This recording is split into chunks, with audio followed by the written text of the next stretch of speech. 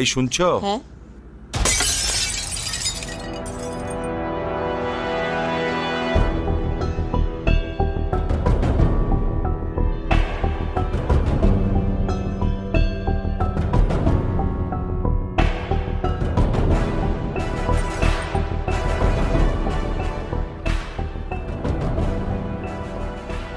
ছবিটা ভাঙলেন কেন আপনি? আমি ইচ্ছে করে তো ভাঙি নাই, হাত থেকে পড়ে গেছে। হ্যাঁ, সেটা তো বোঝাই যাচ্ছে। এই পুরো বাড়িতে আমার মায়ের একটা চিহ্নও তো আর বাকি রাখলেন না আপনারা।